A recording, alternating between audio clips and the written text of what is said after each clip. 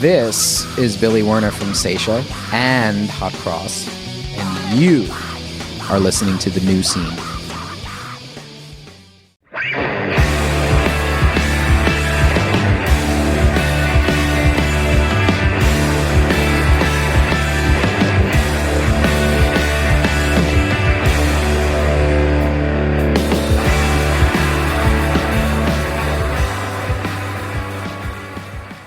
Hello, everybody, and welcome to The New Scene. I am your host, Keith, and we're back with another brand new episode. And I've got a return guest with me in the co-host chair today. We've got Andrew Lowe from the Jazz June and Post Skeleton. Andrew, welcome back to the show. Hey, man. It's really, I've been pestering you to come back on, so I'm glad you found an opportunity.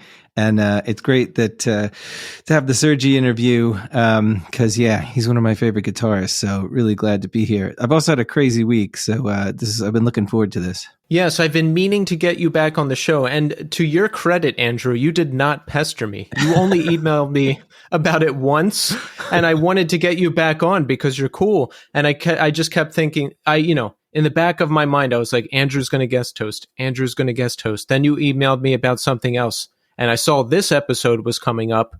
And I was like, perfect. Yes. Perfect match. And to our dear listeners, the episode I'm talking about is our guest this week, who is Sergie Loobkoff. And he's done it all. He's literally done it all. Samiam, Solea, Atlantic Pacific, Ways Away, Knapsack. The guy has been in every band that has ever existed, and they're all great. What would you say your favorite Sergie band is, Andrew? Well, I have to go with Samiam because I've been listening to them since I've been around 15 and I'm now 45. So, they've definitely stood the test of time. And even obviously their earlier albums I got really into when I was that age, but even, their latest album, and, songs like 80 West and Sunshine from some of the later albums, it's just absolute tunes. So they never let me down. I love Knapsack too, though. But yeah, Samiam is definitely my favorite. Yeah, they're great. My favorite, I'm going with Solea because back in the day, Texas is the Reason was gone. I heard Garrett was doing a new band with members of Samiam. I was like, this is a match made in heaven. Yeah. Both of those full lengths are great. The debut EP is great. The new Ways Away record is really good too. I recommend that to anybody who has not heard it yet. It's called Torch Songs. Great stuff. We talk about all of these bands and more. That's coming up shortly, so hang in there. But first, here's how you can support The New Scene. Give us Apple Podcast and Spotify reviews, 5 stars. And in Apple Podcasts, you can write a review. If you write a nice review, I'll read it on the air. Also, follow us on Instagram, Twitter, and TikTok at New Scene Pod. And you know what? I got a nice email from a listener named Marcus, and I'm going to read that right now. Marcus says, thank you for the podcast. I'm writing to tell you how much I enjoyed the last 2 episodes. I find your questions well thought out and enjoy the moments in which you share something personal without interrupting the flow of the conversations. Also, you're well-spoken, and the podcast has an excellent audio quality. And I've been listening to The Dangerous Summer. Thank you for sharing the song. I rated the episodes on Spotify, hoping it helps the podcast. Marcus, thank you. That was a really nice email. And yes, the ratings do help us a lot. So if you're a listener of the show and you haven't rated yet, hit that 5-star button. It helps us out a lot. It's always good to hear something nice about what you're doing, right, Andrew? Hey, and I'm going to second that because I think I'm probably the biggest listener. I've listened to every motherfucking episode of this podcast. I've gone all the way back from the beginning, and I listen every week. I wait for it every Monday. And, get off your ass and leave a comment, 5-star review. Come on. This guy's doing it for the love of it. So you got to support him. Wow, Andrew, thank you. You really listen to every episode? Yeah. I mean, I listen to 10 million different podcasts, not to say that, yeah. But I'll say it to you because I'm talking to you. This one's my favorite. But no, I do. I listen every week because it's just all the bands that I like or bands I haven't heard of. And then I find out that I do like them. You've got sort of going back to, even like this podcast from, the 80s till current bands. So, I love it. And again, I think the comment about the audio quality, literally some podcasts, when I turn them on, if they're like talking through some weird phone or a Zoom connection, I can't listen to it. So yeah, audio quality on this one's top notch. So makes a big difference for me. Wow. Thank you, Andrew. Oh, more nice comments. I'm glowing right now, everybody. But yeah, the audio quality is of the utmost importance to me. That's why, if it doesn't sound good, you're going to be lost. Yeah. And that's it. So thank you, Andrew. And thank you, Marcus. Okay. And don't forget to support Iodine Recordings, Jerome's Dream, The Gray In Between, the brand new LP is up now for pre-order. Make sure you listen to the new single, Stretched Invisible from London. The single is great. Jerome's Dream are great. And I can't wait to hear this new record. They've got a full US tour starting in May. You can get tickets for that now. Sign up for the Iodine Recordings email list. You'll find out about everything first. And for more information about Jerome's Dream, the tour, the record, the pre-order, and everything else, head over to iodinerecordings.com. or the Iodine Instagram at Iodine Recordings. And last but not least, don't forget to support this month's sponsor, Bridge 9 Records. You've got to stop by the record store at 282 Rantoul Street in Beverly, Massachusetts. By the time this month is done, I want that address burned into your memory. The record store is open every Wednesday through Sunday, starting at 11 a.m., Bridge 9 is doing record auctions now. They're doing record auctions out of the store on Instagram. Follow B9 Auctions. The bidding takes place in the comments of the posts, so get involved with that. The record store is also buying used vinyl. If you got a kid on the way or you want to buy a new car and you're looking to unload your vinyl collection, take it over to the record store. Also, Death Before Dishonor have tour dates starting this May. Check the Bridge 9 Instagram at BridgeNINE for the dates of that tour and for more information. And when you stop into the store, you may even see Chris Wren himself behind the register. And you can ask him, hey Chris, what's the best show on television right now? And he will tell you, The Last of Us. All right, I don't know that for a fact, but I hope that he'll say that. Are you watching The Last of Us, Andrew? No, my partner is. I tried to, but it made me far too stressed out. But I think I need to revisit it because everyone I know is just raving about it. It got like an 8 point something on IMDb, like one of the highest rated television shows. So it's got to be good. It's very good, and I'm totally sold on it after the last episode. Amazing, amazing show. Love it. For more information, head to bridge9.com or the Bridge 9 Instagram at BridgeNINE. Okay. So, Andrew, let's talk about music. What are we listening to? And Andrew, I want to start with you. Okay. I've got kind of a long list here, but I won't spend too much time on it. But so I've got this guy who he's actually one of the dads from school, but he's like this really cool metalhead guy who owns a record store in London called Crypt of the Wizard, and they're like specialize in like heavy metal and black metal and stuff. So it's a really cool scene because basically none of it's on Spotify and you have to buy the vinyl, or basically a lot of it's on YouTube. So that there's some cool bands. Solar Cross is one of them. There's another one called Roman Master, another one called Earthly Form. If you're into like black metal, it's cool. Like even if you're into hardcore and metal, you should check it out because you might be surprised. There's a really cool band from up in Sheffield here in the UK called Big Break. They're one of my friends' bands, but they're on Spotify. They're really good. And then kind of the emo genre, I've been listening a lot to the new Always album. It's not so new anymore, Blue Rev, but oh my God. What an album, just song after song, and the songwriting, the guitar playing, amazing. Yeah, that's pretty much the main ones. And then, I've been going back to a lot of hardcore, like SSD Control and things like that, because I've been playing this punk band called Verve and Varvon, and we've been writing some new things lately. So yeah, just getting some inspiration from that. But just a lot of different stuff. Awesome. I love the idea of music out there and not on Spotify. I've been meaning to comb through my old hard drive and find stuff that doesn't exist anymore. It's like hidden treasure out there. Yeah, I mean, the thing is, I guess, I don't know if they're doing it on purpose, but it's like, it makes you buy, because, trying to listen to something on YouTube is annoying because every time you click off the page, it like stops playing and, you don't really want to like walk around streaming YouTube. It's not very, it's not very easy, but, it makes you kind of like buy the record. So it gives, this guy's got a shop selling the, and he'll have exclusive deals with record labels. So it keeps him, keeps his kids eating sausage and mash. So, it's definitely kind of a cool thing. Nice. Who was the emo band again? I could use a new refreshing emo release. Oh, Always. It's spelled like ALVVAYS.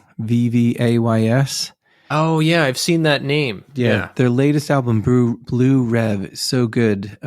Also, have you listened to Pool Kids? No. They're like, they're a little more like poppy, but they've got everything. It's like, I don't know, some of the newest new emo bands, it seems like they basically mash up like 17 different genres of emo into one song, and it's very technical and mathy, but then they'll break into these like awesome choruses and stuff. So yeah, it's definitely worth checking out for sure. Nice. And everybody, my pick for this week, Zulu, A New Tomorrow. I just had Anaya on the show last week, and in the time that episode came out, the debut LP dropped. This is one of the best hardcore releases I've heard in a long time. Very new, very exciting. They incorporate some spoken word and like samples of older jazz music and stuff like that, with some very vicious hardcore that sometimes even has like a little bit of a hip hop flavor on top of it. This record is really, really something.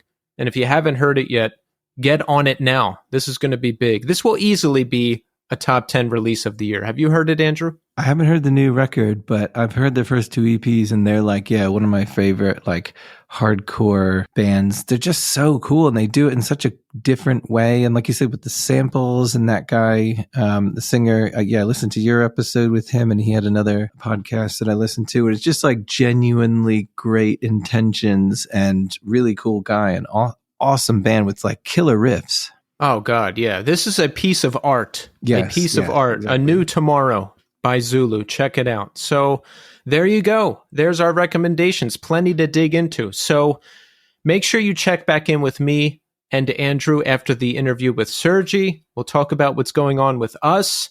Andrew has some exciting music news for us. We'll cover it all. But right now, we are going to speak to Sergie Loobkoff. Enjoy. All right. We are here now with Sergie Loobkoff. Sergie, welcome to the show. Thank you. It's good to be here. It's wonderful to have you here, Sergie. You've done a lot in music over the years, from your early days at Gilman to Samiam and now Ways Away. And we're going to cover all of that, Sergie. But first, let me ask you, how are you doing today? I'm doing all right. You just caught me like in a frustrated little thing right before I just quit. I do graphic design, and I'm trying to do these big walls for a shopping mall, and I'm just like pissed off and frustrated.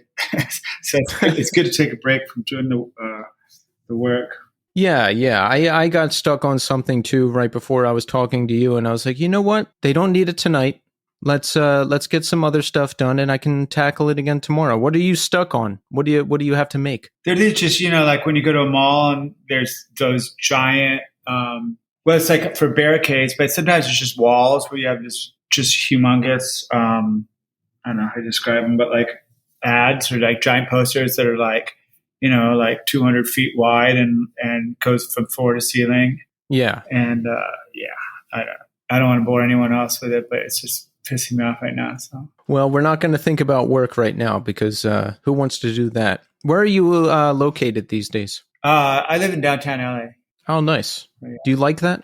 It's okay. Like I bought my place in 2002, and when I told people I did that, everyone's like, "What the fuck are you doing that for?" Like people generally felt sorry for me because it was just like all abandoned buildings, and it was called the Arts District, and it really was kind of the Arts District back then, or it was the tail end, I guess, because it was very sparse. And if you went to like a party at some warehouse, it would be like 99% guys over their 50s and older getting drunk, and maybe one or two women. And, it was like going to a Bukowski party or whatever. But then over the years, starting around 15 years ago, and just exponentially each year, it's gotten more just like a yuppie place. For example, my building, I could never afford to buy my building now. It's like, so I'm surrounded by rich people in my building. But when I bought my place, it was dirt cheap. So you got in early and you own now? Yeah. I mean, yeah. Yeah. But like I said, it's like, I don't really like eat around my neighborhood because, because occasionally I'll get an $8 coffee or, a $9 scoop of ice cream or whatever. On a special occasion, I'll eat in one of these restaurants. But in general, it's just like, it's turned to be like a rich person little place, what everyone complains about, like New York and Brooklyn, I guess, Yeah. Yeah. I live in a pretty nice neighborhood in Brooklyn. I wouldn't be able to afford this neighborhood, but I have kind of a special situation going on here, which is good. So I'm able to be in this neighborhood, but there's yuppier parts of Brooklyn that I don't go to too often. There's shadier parts of Brooklyn I don't go to too often. I'm happy right where I'm at. It's good. And I like downtown LA a lot too. I guess, I don't know. I guess I think I would want to live in downtown if I was there, because I like the city feel, because, I've been in New York for 10 years. That's what I'm used to. It's different. I mean, there's no such thing as downtown LA. Like where I live is kind of like, it's turned into something that's more like condo, young, rich person place. Like 2 blocks away is Skid Row, which looks like the worst third world country you've ever been to. And then other like super rich places that are more like Manhattan, where it's just like people drive into their little places and it's scum. It's very different everyone, but I don't know. You asked me about it's cool. I've been here for like longer than I've lived anywhere else my entire life. And so it's kind of just what it is, more than like, yeah, hey, I'm here, or like, even in like in my neighborhood, there's the worst thing, and we'll move on from where I live. I guess it's not that interesting, but the worst thing is, I thought that once like, property values went up and richer people came in, that it would mean that it would be cleaner, because, it was kind of dirty. It was abandoned warehouses and abandoned when I moved in. And so there's like gravel on the ground, not really garbage, definitely not like shit everywhere, like literal shit. And then as it got richer, it's weird because everyone has dogs, and I have a dog too. I'm not complaining. But like, there's a certain type of richer, especially younger, I think, richer person that just like refuses to pick up dog shit. Oh. And then there's also like the homeless person contingency that also like to shit around and stuff. And stuff. So in a weird way, it's got like way nicer and way fancier, but also it got way dirtier. So it's kind of weird. City life. You got to love it. Yeah, you know what? Don't even get me started on the entitled young rich people thing. Like the blatant disregard for everything really gets my blood boiling. But you know what, Sergie? We're not here to talk about that today. We're here to talk about... We are, though. Maybe it's two like older gentlemen complaining. I mean, maybe that's what we're supposed to be doing. That could be a good spin-off podcast. 2 older gentlemen complaining. I'll be Mortimer. I love it. So let's take it back a bit, Sergie. Where did you grow up? I was born and I grew up and I went to college in Berkeley. And then later in life, I moved down to LA. So I've only lived in 2 different places in my life. And talk about your formative punk rock years. Now, I know you were involved in a number of bands that played at Gilman a lot and the formative years there. But talk about how you first got exposed to it, and just some early experiences that grabbed you. Well, like my brother and I have a twin brother, and we were really into heavy metal, and we'd go to heavy metal shows, and we're of the age where we like saw Metallica and Slayer and bunch of bands that exist in clubs in the Bay Area, because when we were like 15 or 14, however we were old back then, like the Bay Area was like the sort of center of like thrash metal, you know, like in the 80s. And that was like the first thing that we were into that was like our own music. Because before that, we like, you know, soul and like soul music, but that's because that's what our parents liked, right? So I still like soul and stuff, and I still pretty much liked soul as a young kid, but we didn't choose that as much as it was like, oh, this is music.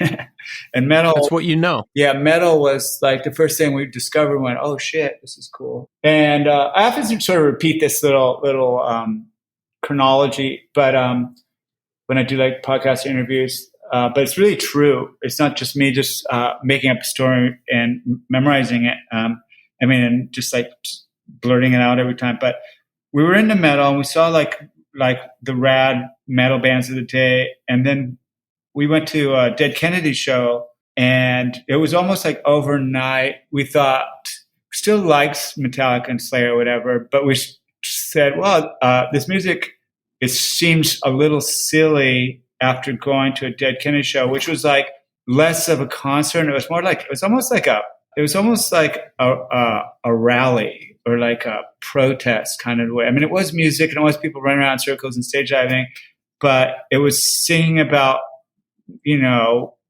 social issues and whatever. And I just felt still a little kid. And I didn't understand half of it, but I go, oh wow, this is like way more grown up, and this means something to people rather than a skull inside a cave or whatever, or a dragon. And so then for like, you know, a number of years, I was really just all about punk, and it was like Dead Kennedys and Circuit Jerks, Minor Threat, and it was back in the tape trading days, so like lots of like obscure stuff that isn't really all that remembered now, but that was kind of big on me at the time.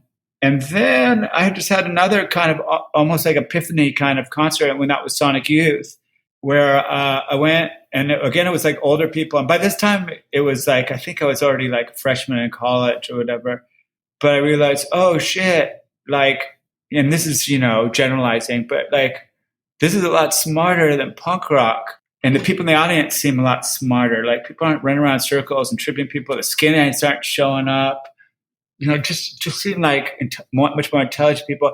And then, and I don't want anyone to hate me because I'm putting down their style music they love to hear. But this is just like my own, like, you know, opinion for myself, which means nothing to anyone else. But I just, at that, I pretty much came up from that show and still love punk, still love hardcore metal. But I was basically like overnight kind of turned more into like an indie rocker.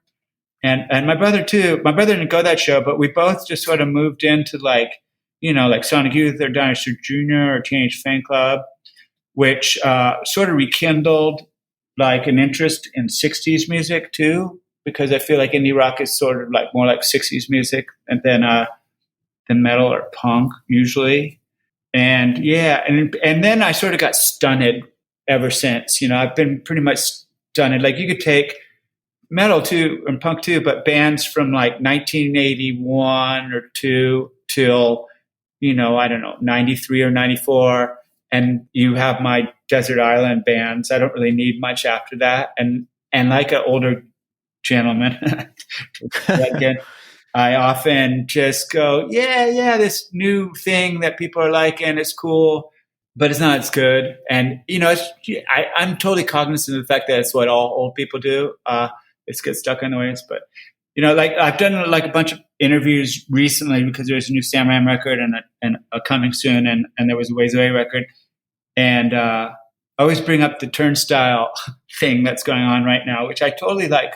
Really love the idea of Turnstile. I love the fact that, like, not since I got the drive-in and before that, Green Day has a band sort of just like galvanized like the imagination of like a period's youth, kind of, you know, and yeah, an appeal to such a wide gamut of people. And I'm totally into it. I totally support it. I like their art is really cool. I'm just not like, the music doesn't do anything to me, and because I just don't need any more like screaming, and I don't really like. I loved Helmet, for example, or I love Rage Against the Machine, or I loved Bad Brains, and I feel like a lot of, not the band or the songs, but a lot of like the guitar riffs, for instance, are just like da da dun dun dun dun dun. You know, just like kind of, hey, that's Helmet, or like dee-dee-dee-doo, and I go, oh shit, that's Bad Brains. And then of course they reimagined it all with like Far Out, other like production and neat singing and stuff. But my point here is not to critique. Turns out it's just that I often don't go for newer stuff, and it's just like I just know that I'm an idiot and an asshole. I can appreciate it, but I just don't go for it. I could count on my hand how many times I've investigated like a new band like that everyone else is just like gaga over. Is there a newer release that actually grabbed you that you listened to multiple times? No, there's tons, but it's like one of my favorite bands right now is Oblov, right? And it's like, yeah, of course I like Oblov. Oblov sounds like 1992 or whatever, just a little bit modernized. Are you familiar with them? Yeah, I've seen them before. They're awesome. Yeah, they're like the perfect embodiment of like Dinosaur Jr. and Sonic Youth and whatever. And like what in the same way that I love Tony Molina when that came out, and it's like, yeah, of course you do, because that is a little take on Teenage Fan Club, And yeah, and there are things that get through. There's tons of things that get through, things that I love. Like there's a band down here called Melted that I forget how I discovered them, and I love them. And I go see bands and I totally appreciate them. I get new records and I appreciate them. But when I'm talking in general terms, the things that I go back to and I really stick with me are things from the good old days. And I often point out to myself what a schmuck I am about doing. Well, if that's what you like, that's what you like. I mean, that's it. Well, one thing that's true about me is that I play in bands that play vaguely in genres where I'm not really interested in that genre. Like, I don't think I'd be a fan of Sam I Am if I wasn't in Sam I Am. And people always mistake me as being a guy that might be like really way into hot water music and Bouncing Souls.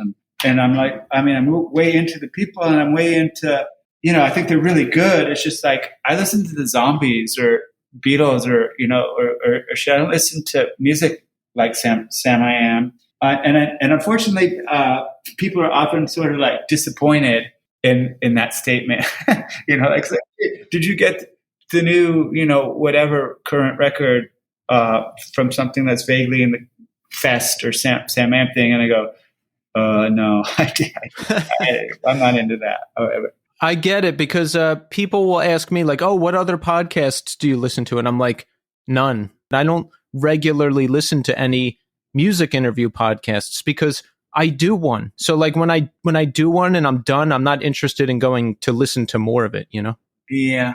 So I get it. I think, like bands, like going in the 90s, like you could tell what bands that every member of the band listened to only Bad Religion and NoFX, because their band was like just that, basically a shittier version of the music they liked, and they had a very limited scope of knowledge or like appreciation of music, and so their band was just like really one-dimensional. And I think for better or for worse, and like I can accept for worse, Sam I Am, like everyone in the band, like we didn't listen to Green Day and Bad Religion and NoFX or Agnostic Front or whatever in the last 30 years. We like some of those bands and are like, have affinity and friendship. And I think that's why we don't really fit in like any kind of like genre very well. Like we don't fit into punk or hardcore that well. We don't fit into indie rock that well. We don't fit into any of the subgenres particularly well. And it probably hurt our career a lot because, bands that really nail what they're supposed to be appeal to a way wider audience. It's like a band like Bad Religion is unmistakably like punk, right? Like, and it really helped their career just to be exactly what their name or their imagery sounds like, Yeah, Sam I Am doesn't sound too much like anything. It's not very emo.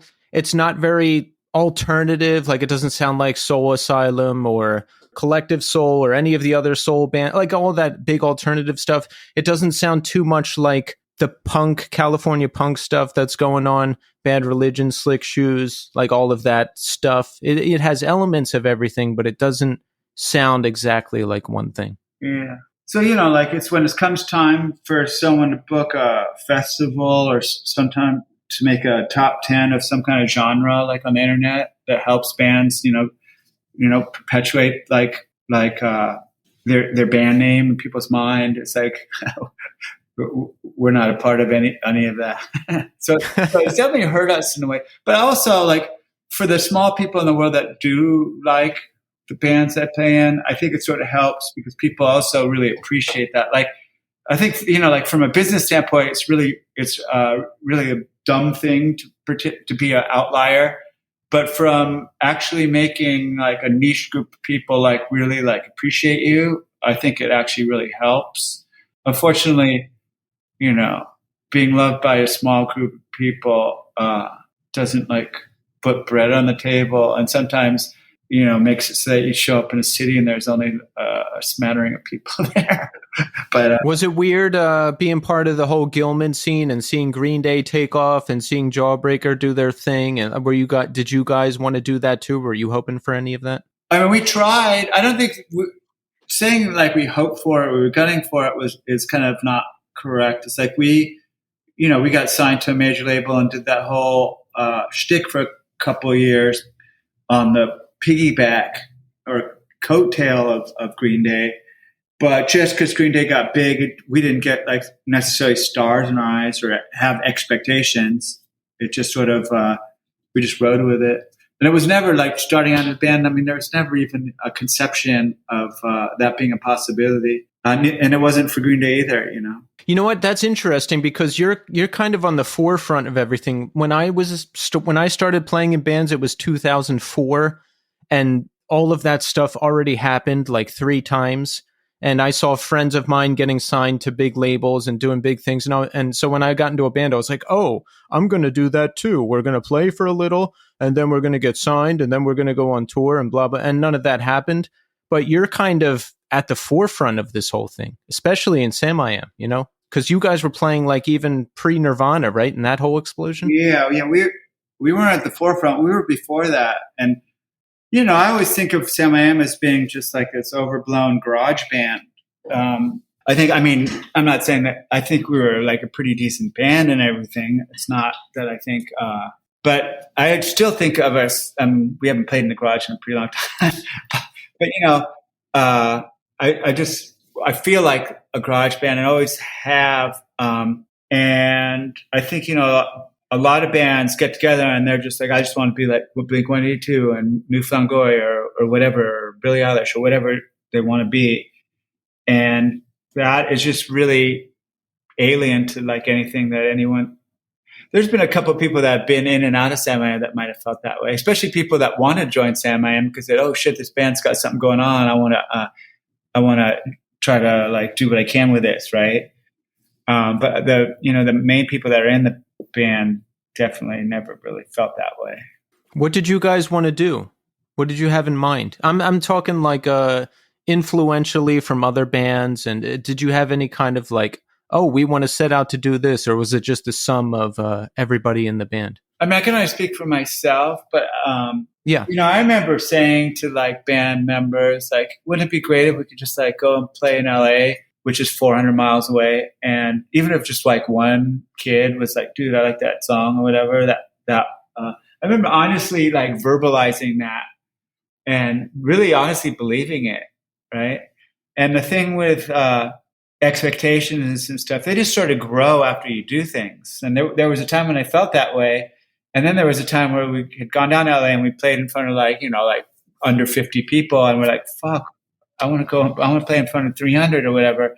And then there was a time when we played in front of a couple thousand people. And then we said, shit, I want to play in front of a couple thousand people every time or more. And, expectations kind of grow. There was a time when I was like, oh, wouldn't it be great if we could just be on a compilation record, like one song or whatever, record in a real studio. And then like flash forward, 7 years later, and it's like we're recording in like, a fancy studio. And I was like, oh, then expectations just grow to something else. Like, oh, I wish we could get this guy to produce our record. So like, it was always fluid. But like, I guess to answer probably what you meant by your question is when we started, it was very similar to how I feel now, where, as a guy, where it's like, it's just not going to get popular. It's not going to get big. It's just, let's have fun. I just feel like I like the camaraderie. I don't know. I can't pronounce that word. Camaraderie. Yeah. There you go. With a couple of people in a room, creating something together, or like traveling, being in Japan, or, like when you're in a band, there's all sorts of moments that sort of make all the other, like, there's moments that make the other hours more palatable. Like the hours that maybe aren't so palatable is like, sitting in a van or a plane, or breaking down, or whatever, any of the other like indignities that you need to endure to keep the train rolling. And the moments are just like, you look over at your buddy, he's playing drums, and everything sounds good, and there's like a ton of people on the other side of the stage just freaking out because they love what you do, right? And you just look at each other and it's like, oh shit, we're sharing this moment. And I, whether it's that or whether it's just being in a room playing and you sound good and it's like, hey guys, this is fun, we're all together, cool, I can't believe we're still doing this. It's, or you just meet some Croatian guy or girl or whatever, and they just tell you they've been appreciating what you've been doing for years and years. And you go, oh, okay, cool, yeah. That's why I do it now. And really, like, that was all I really could hope for when I started, or way more than I could ever hope for. Like, I never thought I'd be touring the world for years and years, and did what I did. So you did have a major label stint too. What happened? Did a bunch of like A&R guys swarm on Gilman once Green Day hit? No, they did definitely not swarm on Gilman. All the bands at Gilman were good enough to be on major labels. We had the same lawyer as Green Day, and they just fielded some major labels. But like all the other bands at Gilman, what other band got signed to a major label? None. I guess Jawbreaker, were they part of that scene? No, I mean they played there, but they were originally from LA and then New York, and they came and moved, and they already had sort of like a following when they came here, so they weren't really like. Oh, that's right, yeah. Really, I mean, everything's by perspective, and from some people that came late to Gilman, came to Gilman like 92, 93, they might have not kind of known any better, so to speak, and thought, oh yeah, they're a total Gilman band, but no, they weren't. From my perspective, because I was going to Gilman for like 8 years before that or whatever. And I mean, I just sounded like some kind of schmuck. But you know what I mean? And I mean, they got signed even after us. But like the bands that did really well at Gilman, most of them broke up before Green Day got big, like Up Ivy, and that whole wave. And then, a lot of the bands that played Gilman were either on Fat or maybe Epitaph, or Lookout, and those bands. I don't know. I can't think. I guess the Donnas. Yeah, the Donnas were one, but very few. And I think mainly because people in those bands would say we didn't want to sell out. But I think it's mainly like there's like in any scene, there's a lot of bands that are around that are people like, and they sort of gain an audience or a name and stuff, but they don't necessarily know how to play their instruments in a way or be able to tour in a way, like have their shit together. And, like back then when you got courted by a major label, they're asking all sorts of things, like when they took you out to dinner and just trying to gauge, or like, are these the guys who are just going to sign and then break up because they're going to go on one tour, and break up, or because they can't handle being away from their mom and stuff. And I suspect if there were other bands that sort of got courted, like a lot of them, didn't pass that test. And then a lot of them just didn't know how to play their instruments that well at Gilman. They were great for Gilman, and they were great. And I'm certainly not judging them, but I think like when, a multinational corporation is going to put like tens to hundreds of thousands, if not more money into a band, they're going to sort of vet that band to see if they're like actually good enough to waste all that time and effort on, right? I think I'm not saying that major label bands are better than Gilman bands were or anything like that, but they were a major label band that can possibly sell, with some certain exceptions. I'm sure there's lots of bands that could barely play that signed to major label contracts. But in general, they knew how to play, and they knew how to like do all that other crap that you needed to do to be in a touring band. How was the major label experience for you? I mean, we had 2 albums, some music videos. What was that life like? You know, like at the time we had to like answer that question you just asked me, like, you know, without sounding this antiquated term of sellout. You know, now of course that doesn't even exist, or seems to not even exist. And I'd say it almost sheepishly. It's like, it went well for us and it was great. We did so much stuff that we never would have been able to do. But I always had to sort of like qualify it in a way that I didn't sound like a sellout guy. You know what I mean? Yeah, that used to be like a thing. I think it stopped around 99, 2000. And today it's not even a thing. Like that's the goal for people, it looks like. Yeah. You know, it depends who you talk to, of course. Yeah. But in general, like, you know, like Jawbreaker, you brought up Jawbreaker. I mean, the things that we played some shows with them, and the things that they do now, and I'm not begrudging them in the slightest, is like pretty fucking sellout. Like the ticket prices and how much to sell their merch for, and making opening bands like set up in front of their drums. Just all the things that like such a no-no in the olden days. And again, I'm not begrudging them. Like more power to them. It's their business.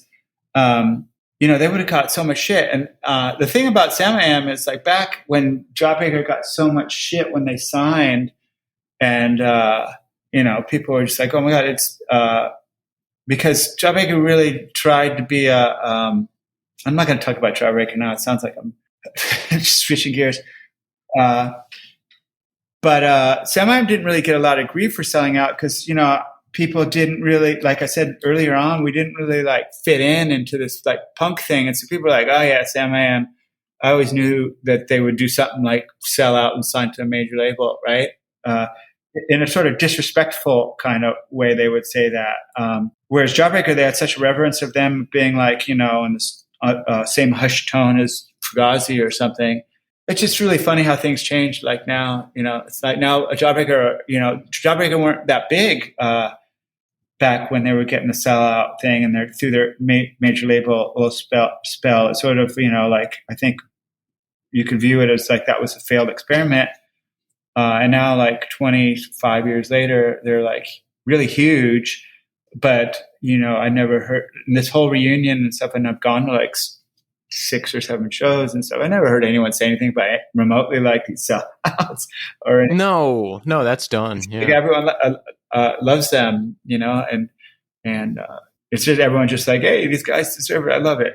And that's and it's weird that some bands get a pass and some don't. It's like, I don't know, like why did Nirvana get a pass and like everyone accepted everything they said and Jawbreaker didn't? Why was Rancid okay and Jawbreaker wasn't? It's just weird how this stuff works. Well, I think both Rancid and Nirvana got a certain amount of shit, but yeah, I hear what you're saying. It wasn't like this weird outcry. No, that Jawbreaker got, and tales of people sitting backwards at their show and not facing them and all that shit. I don't know if that's true, but you hear that a lot. Yeah, I never saw that. That was more something that I saw in the movie. And yeah, maybe it's true. I don't know. But to talk, like, and you know, the talk, when anyone gets successful, like people like to talk shit or whatever. So a lot of it was just like talk because people were jealous. Did you have to deal with any of that? No, like what I was just getting at, maybe I didn't express myself clearly, is that we were sort of beneath the contempt of gatekeeper type people, and it was like we didn't really get any shit. Like, yeah, that's what I thought from those guys, you know, like.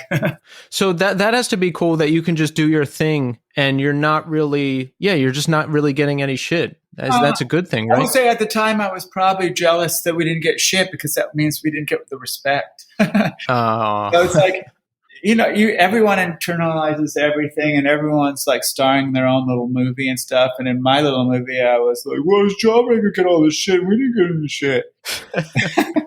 You know, that's totally something I would have thought too, because I was just all out of whack. I still sometimes am about stuff like that. I mean, I laugh about it now, and you know, I didn't take it that seriously back then. Like I said in the beginning, it's like anything was like completely not. I didn't have any expectations to be where we were, and, like going on these bigger tours and getting on the radio and doing videos and,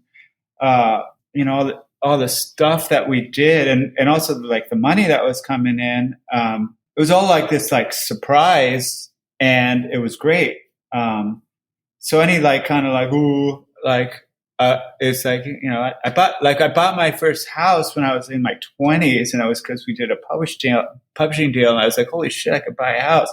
This is great, and if someone did come up to me and go, you sellout, I'd be like, okay, I deserve that, but I'm going to go, and I wouldn't say this, I would just say it to myself, but I'm going to go home and I own a house and I'm just a kid, Exactly. During that period, are you just doing the band? Like you have a publishing deal? Are you all set up through the label and everything? No, not me, because like the band, everyone else in the band, for like 8 or 9 years, lived off the band from like 94 to 2000, about how long? That's 6 years. But me, I do graphic design and art and stuff, and I just had, a combination of from my like upbringing. Like I still think that being in a band is not enough, right? Like with your life, it's like even when you're in a really big band. Okay, say you go on tour like 7 months a year and you make a record and all that stuff. There's still like tons of downtime in your life when you're in a band. Like I think of all my friends' bands and like hardworking bands. And back then I was like, well, this isn't enough. And also this is not like the smartest thing for my future to bank on fucking Samiam. Like it wasn't like some kind of like insight. It was just like, dude, can't ignore like what's going to happen when I'm 40. So I worked like even in the height of being busy in Samiam when we did tour like 6 or 7 months. I was lucky enough that I like could do graphic design and have a job and just come and go. And all through the last like almost 30 years, like whether I was freelancing or whether most of the time working at a place, I just like ingratiated myself. And I was really honest with my bosses and supervisors and whatever. Say, hey, I'm in a band, I'm going to be going away. And it's like, if I'm going to work here, I'm going to have to go away for a month here and there or whatever. And, I have multiple jobs. And I lost jobs because of it, but I sort of surfed that like for decades. And like I said, the other guys in my band didn't. They were just like, we don't have to work. This is killer. And again, not putting them down. They just took a different sort of path. And also they didn't necessarily have the skill or, the opportunity that I have with the profession that I chose, It's great that you had the foresight to see this and come up with a second plan, because, I've been in bands over the year, but I've always been working my full-time gigs as well. And now I'm in a position where I have a great job and I don't want to give it up. And I did it kind of the opposite way. It was like work first, band second. And now I'm really set up with my job so I can put a little more attention into bands. But it's good that you kept working on the graphic design thing, because you always have a backup plan. Yeah. Like I listened to a podcast with David Lee Roth, and he said, no safety net. And he was just painted this like fantasy. It reminded me of sort of like the NBA or, like athlete kind of dream, which, I think is also a hoax, where it's just like, you got to devote 100% to just this and just this endeavor and do your best and you'll make it. Don't worry. And, it's like, I think that ruins people's lives, especially in sports more than music, because people like ruin themselves physically and then they're pumped out at like 19. They go, okay, now figure out plan B. But in music, it's the same thing. There's thousands and trillions of people trying to do something in the entertainment industry, and there's like 0.001% that figures a way to make a living off of that. So it's like, I think there's some kind of like truth to like what David Lee Roth said in that podcast, where it's like, if you really, really go 1,000% into something, anything, and you just really do it, you don't half-ass it. You don't say you're going 100% and not go 100%. You really do.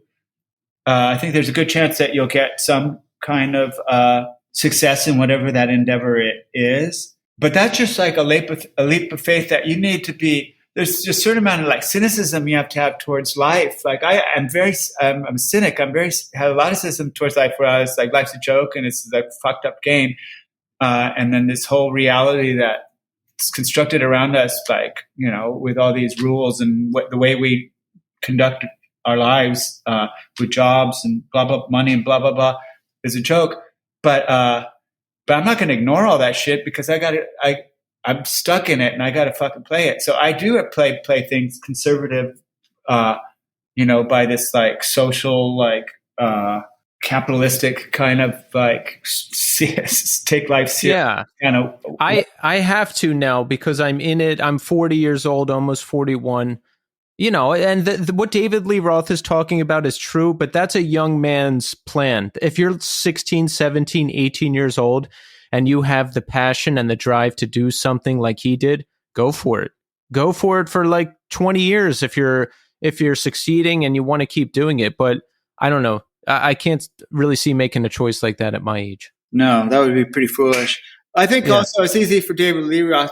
He's talking in hindsight, right? So it's like, but I'm sure he believed it. I'm sure like he was one of those guys like in the metal years, that Decline movie, that was not punk, but it was metal. And they went up and down the Sunset Strip interviewing like hair metal guys. And they're like, what's your backup plan? Like, what if you don't make it? And he goes, I'm going to make it. And you go, well, yeah, but what have you done? And like, they showed like 30 people say, I am going to make it. What are you talking about? You know? and it's like, you know, you have to be pretty delusional to be sure of anything in this like experience that we go through on this planet. You know, it's like shit don't work out.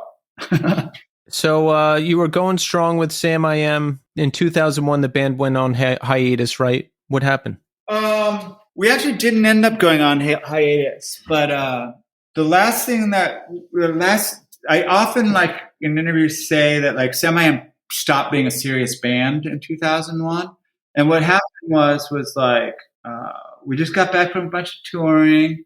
And then that was a transition back onto Hopeless, onto not a major label. And then we made this really like big, decision, like no more managers. Cause we had managers for these years. And we were like fed up with just having, like basically companies rule what we did and take a huge chunk of money that out of our pockets. So we were sort of transitioning back into being like, you know, like I said before, like a garage band, just like doing more shit on our own. And we had a booking agent. And Hopeless wasn't a tiny label, but like because we didn't have a manager, you know, ever since then, I was just a free manager, you know, like I'd set up shit because I was just the schmuck that like I'm a go-getter, I guess. And I have most of the relationships because I always took care of stuff. I didn't like sort of lay back and wait for stuff to happen. And so in 2001, at some point, like I had booked a tour in Japan and it was, really late in the game. And they already made all the like posters and t-shirts with their name on it and blah, blah, blah. It wasn't like, it was an idea floating around, and Jason just called me or maybe wrote me an email and said, hey, I don't want to do that Japanese tour. Let's do it later. And I think it probably was by an email because I remember calling him and I was closer to just like crying, but I was crying out of frustration because I was holding back anger because I felt like, you know, just the feeling of like, take it for granted, or not me taking it for granted, but all the work I do and all the effort I put into, let alone other people, being taken for granted. And I just told them, okay, cool. We're not going to do this tour. I'm not going to convince you to do this tour, but also that's it. I want to break up. And so in my mind, Samiam broke up. But it was only a matter of months or weeks when we got like an offer for Europe and we went to Europe. Right. But in my head, and then we went to Europe every single year, except for the pandemic year since 2000, you know, since like 1996, at least not once and not three times. And we went, you know, gone back to Japan and Australia and South America and played in the States, never like did a US tour in the States again. We maybe maximum 2.5 weeks where we do a section of the States for the last 20 years. but like we sold our bus, and like we all said, it's like, I don't want to go on tour for a month and a half in the States and play in Topeka and Cleveland like twice a year, 3 times a year anymore, starting in 2001. And we never did, actually. But we didn't end up going on hiatus. Yeah, like my plan was to break up, and I moved down to LA. That's when I moved down to LA, and I was just like, I'm like my early 30s now, and it's kind of too late to do this band thing anyway. This is probably for the best. But yeah, we just kept doing it, and then I did another band called Solea, and then another band called Racket Club, and then now another band called Ways Away, and the whole time just always continue to do Samiam, always, except for the pandemic, like I said, like every year doing something, whether it's going to Europe, and then maybe 10 US shows, or going to Japan, we like every year. And then we actually made a couple records in that 20 years. But you said, I'm very long-winded. I apologize, but you said hiatus, and the way I would correct you, and this is from my perspective, is it's like, no, we broke up. It didn't stick.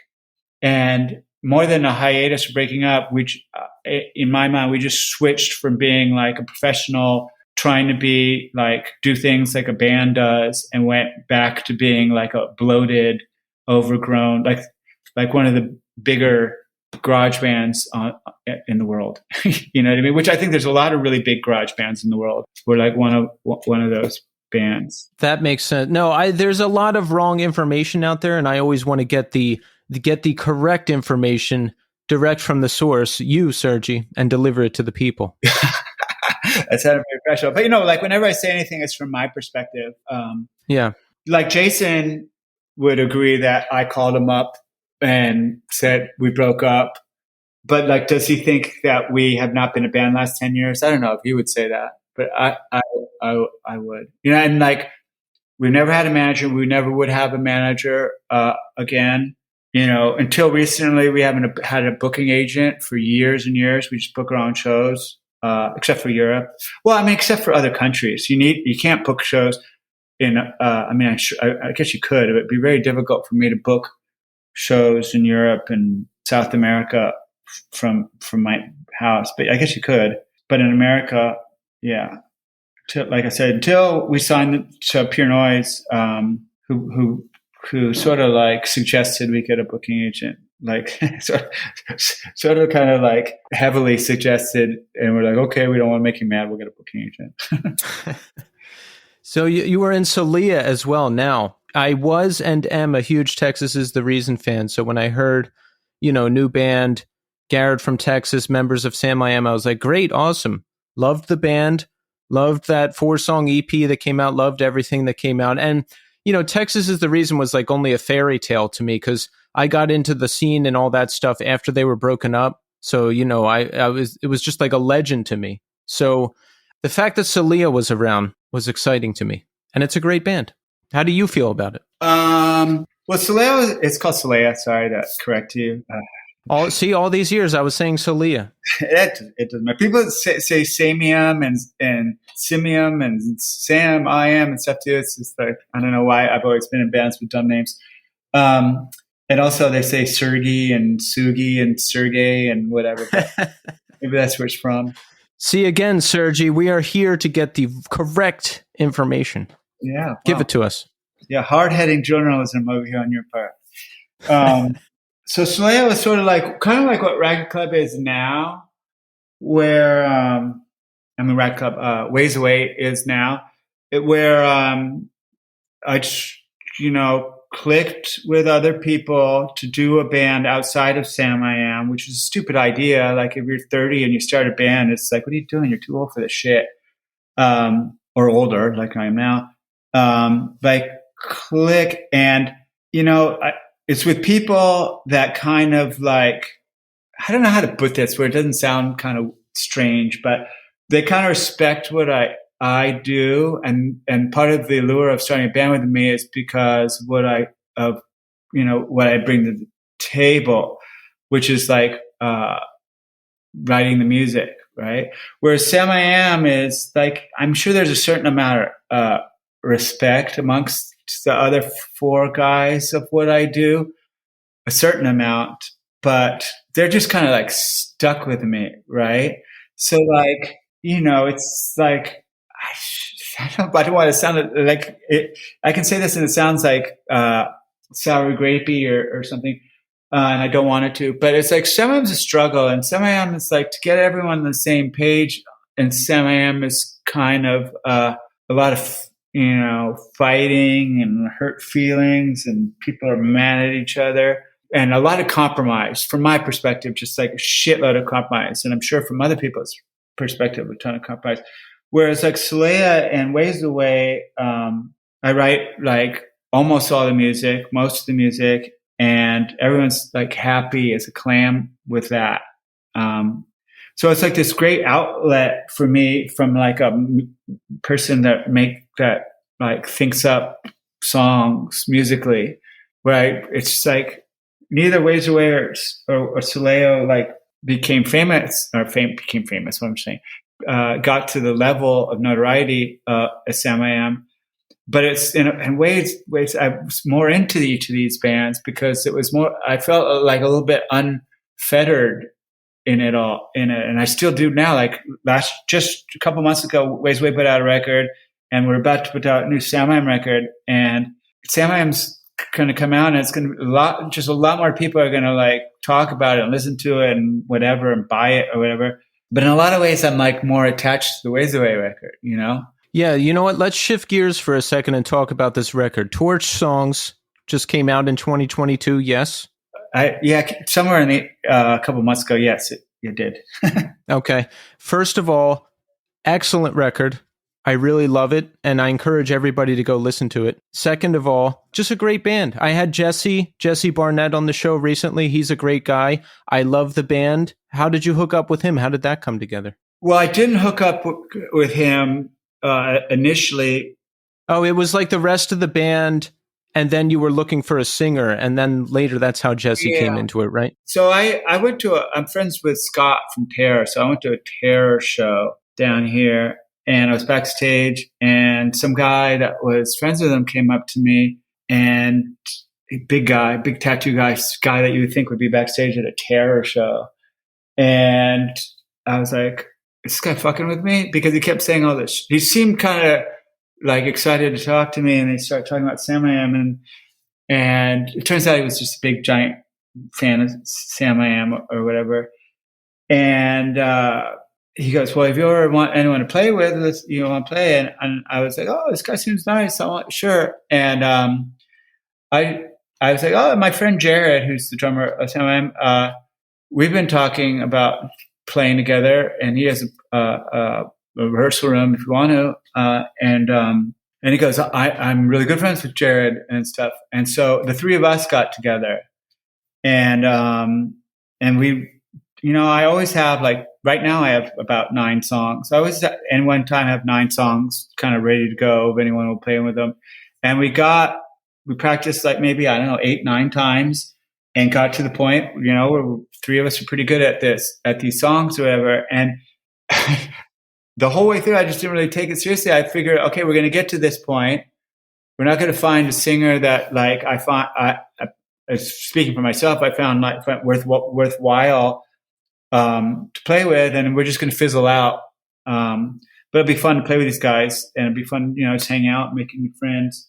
And there was a couple other people actually that those guys were talking about, but then they just brought up Jesse, and so I went on YouTube to look at what Jesse's other band was, Stick to Your Guns, and I watched it, and I was like, are you fucking kidding me? Like, this is like hardcore music, and I can tell he's a good singer because they have these choruses, but it's like, this is, and after I became friends with them and became friends with guys that Stick to Your Guns, my mind was much more open than like, I have a soft spot in my heart for their band, but and I have a lot of respect for what they've done, like massive, like, wow.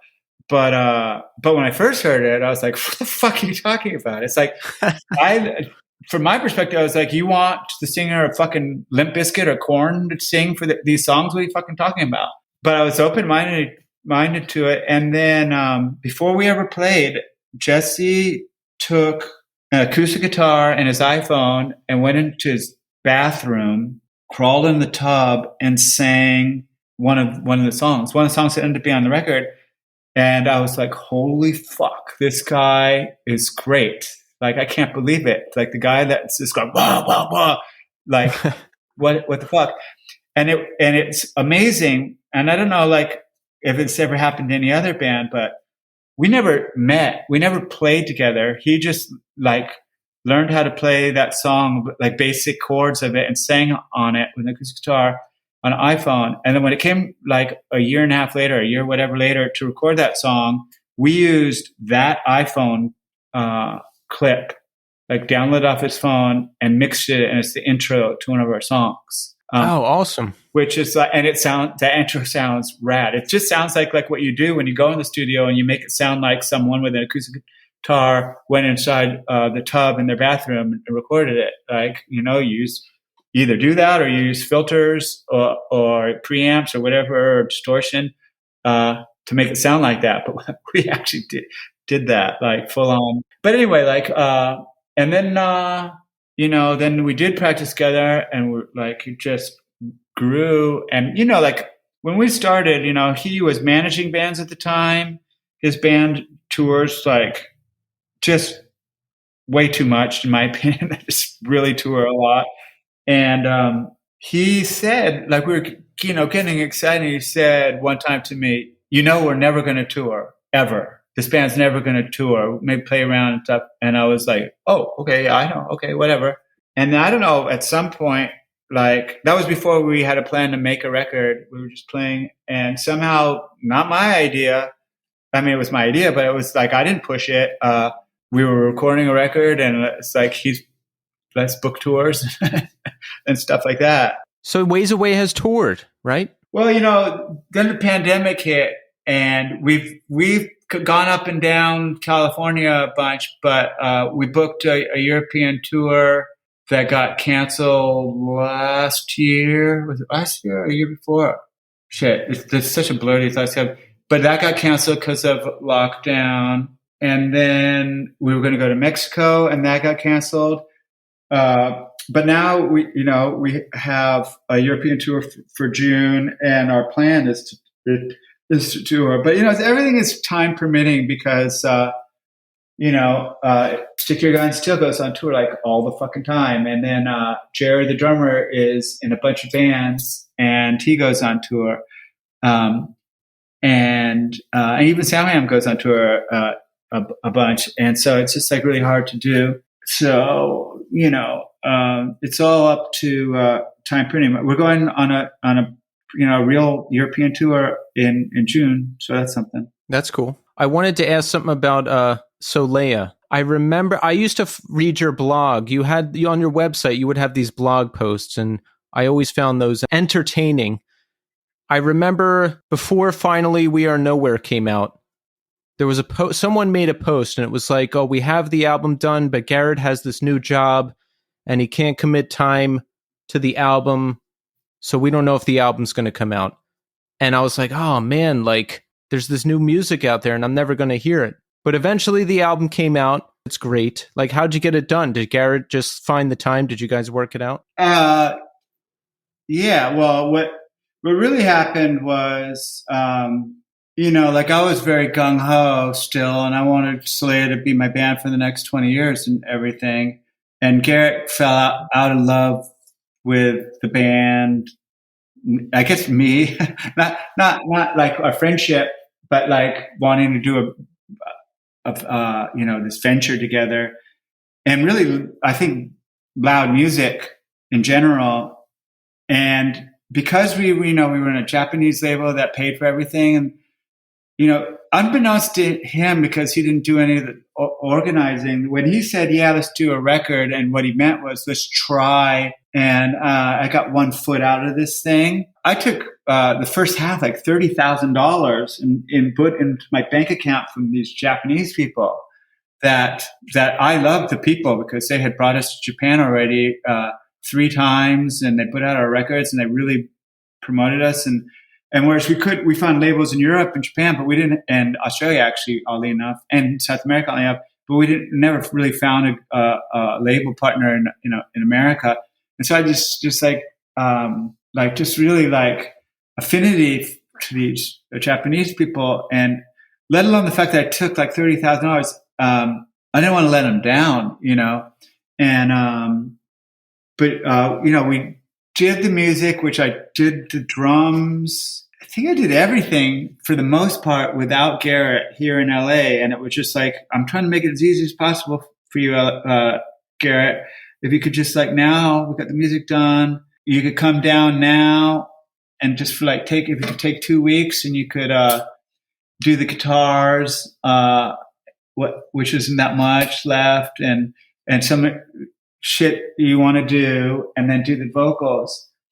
And I was just like kind of like in fantasy land about it, because like I should have like noticed that he just wasn't into it, and I should have just not taken that money and done it. But I just let my ambition get the better part of me, right? And which sucks because we're two islands, one in Brooklyn and one in, or I don't know if he was in Brooklyn or if he was in Buffalo at that time, and me in LA, even though we have cell phones and emails and texts, there was still like a real barrier where our heads were at and stuff. And so at the time, unfortunately, he was probably like, fucking Sergie, he's trying to make me do something I don't want. And I was like, fucking Garrett, he's letting me down. And none of it ever blew up mainly because I would never go against it because I wanted him to finish it. So I was always on my best behavior, but like,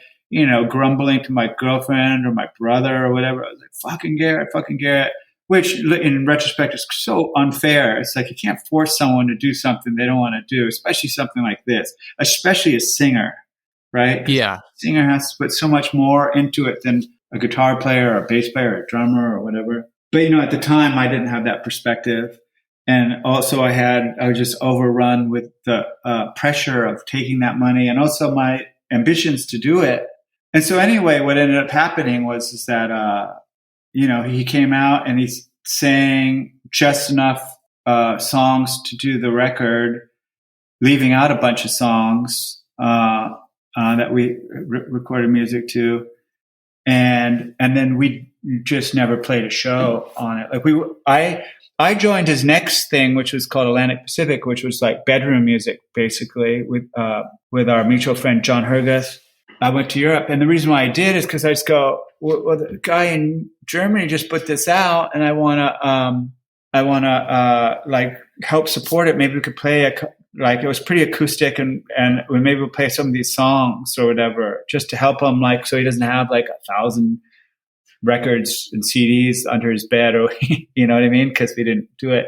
But he had 100% already moved on to like, and we did play some Solea songs, but he had moved 100% on to like, I want to do like mellow music, and he told my brother once too, when he was listening to the music, and he was like sort of lamenting to my brother. It's like, like Sergie's forcing me to do this kind of, and I don't want to do this time of my life. But he said, and he knew it would cut deep. I like the Foo Fighters as much as the next guy, but in general, it's like Foo Fighters isn't my thing, And he said to Sasha's my brother, he goes, yeah, Sergie's just like, I'm just not into doing that Foo Fighter music anymore. And like, this isn't going to make sense to anyone else except like my brother and me and Garrett. But it was just like, almost like the ultimate cat, like insult. And it's not that I hate the Foo Fighters or anything. It's just like, he just knew that I'm not really into the Foo Fighters, and I was when they first came out, but just in general, like, especially once they get popular, I'm just, it's not it's pickup truck music. Well, I don't know. I don't know. Now I'm digging a hole because I'm talking shit about another band that's very unbecoming of a person in a band. But when I remember when my brother told me that, like, it cut so deep, because I was like, oh, fuck.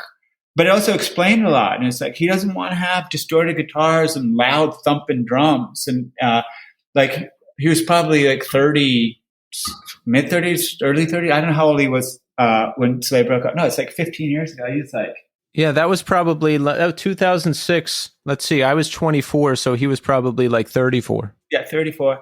But Something like that. He felt too old for that shit, right? And he's just Yeah. like a million miles away from that, and like Texas Reason and all that stuff.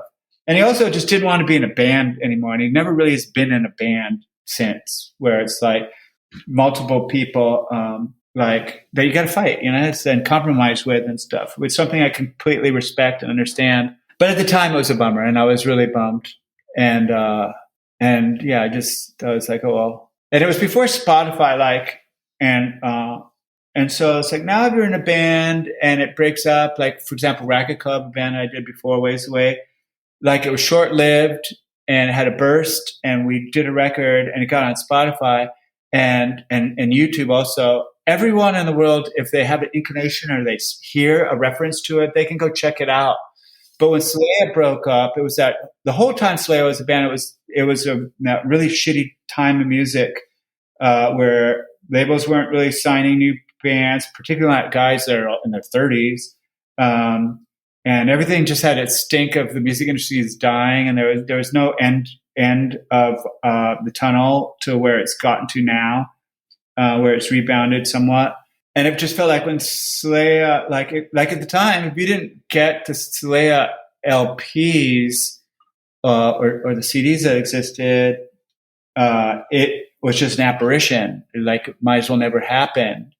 And then, a couple of years ago, I had the Japanese people put up the Solea stuff on, at least the 2 records, not the EPs, but 2 records up on Spotify.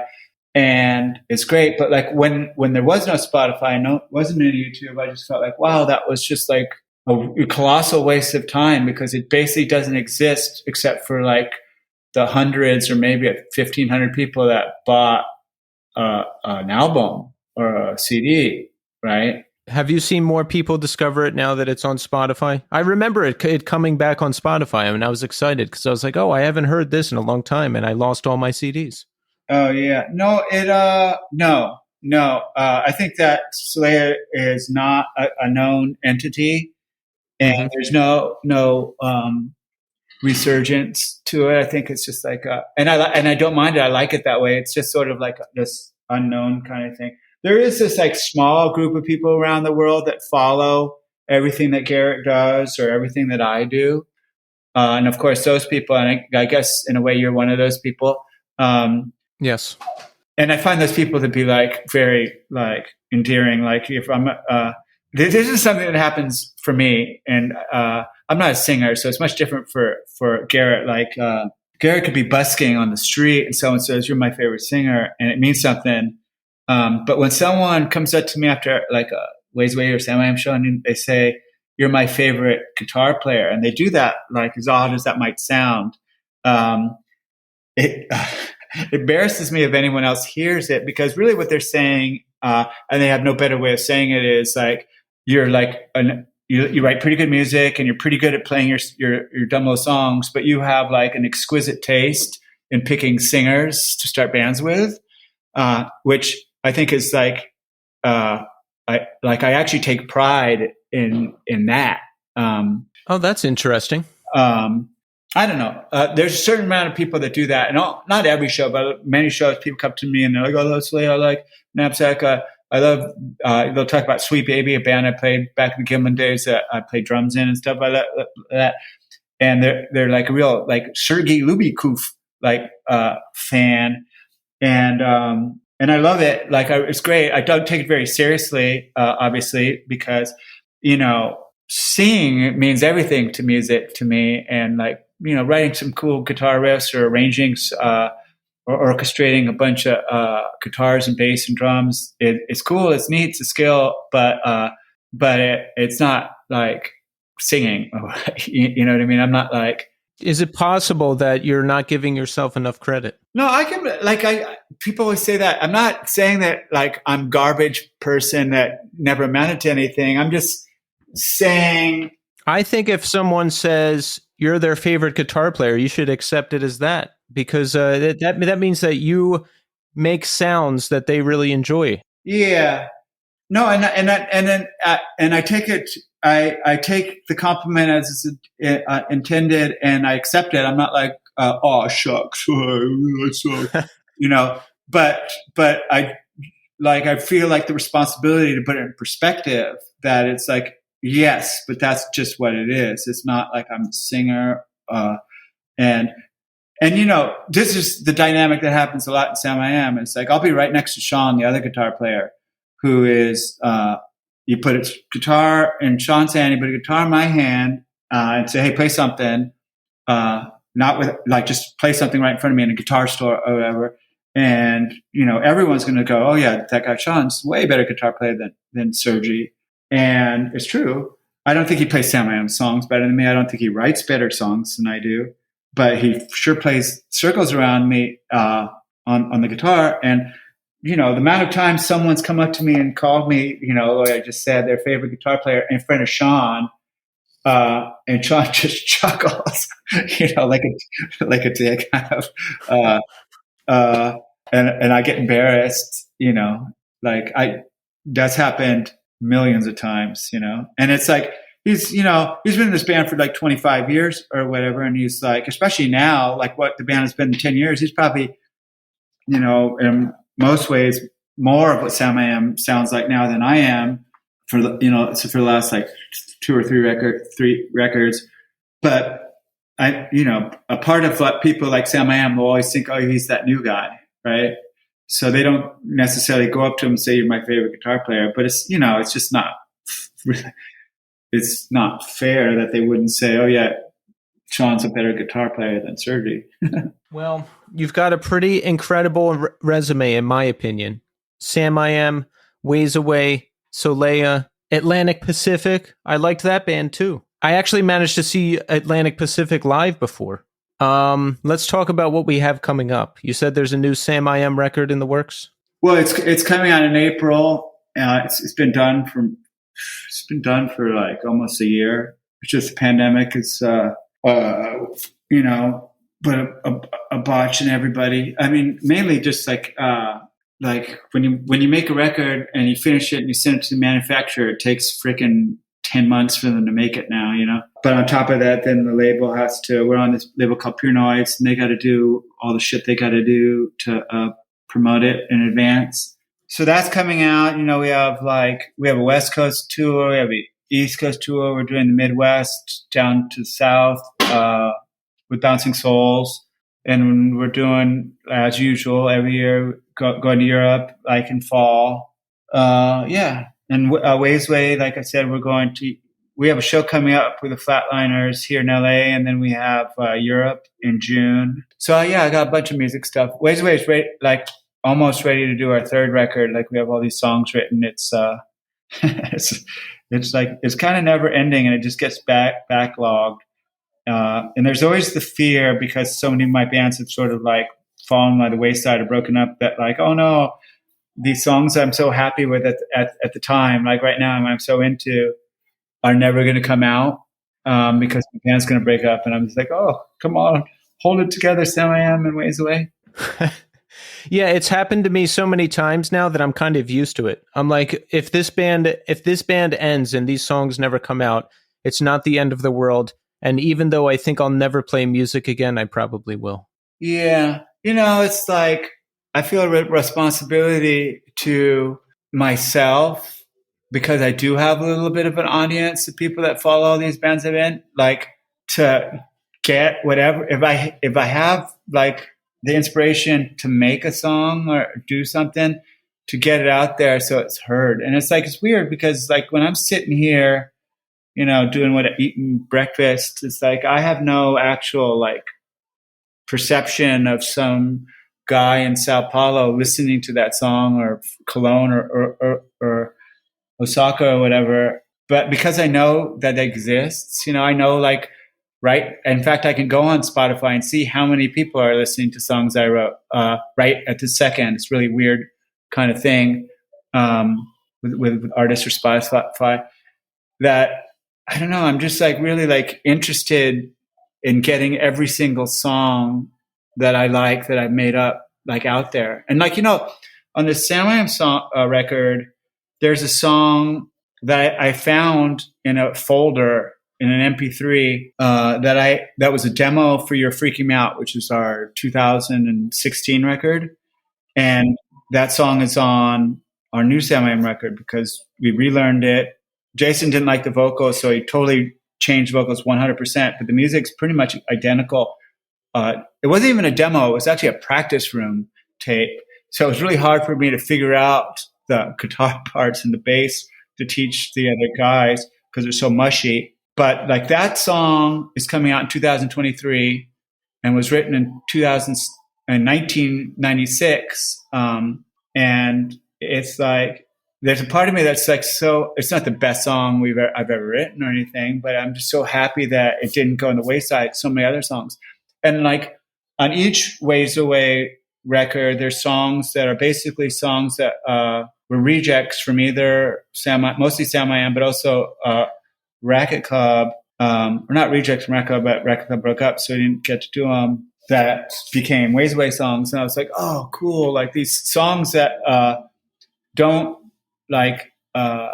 actually like live like in this reality, except for a folder in a hard drive or on my computer, got realized and are actually hopefully being enjoyed, maybe not being enjoyed that much, but by people around the world. It's like, it's just like very gratifying or satisfying or whatever for me, So like the fear of any of the ones I have now, like 9 right now, not making it out there, like it's like in the back of my mind, like this anxiety, and I really hope we like do another Ways Away record and maybe Samiam and stuff. It's like I hope so.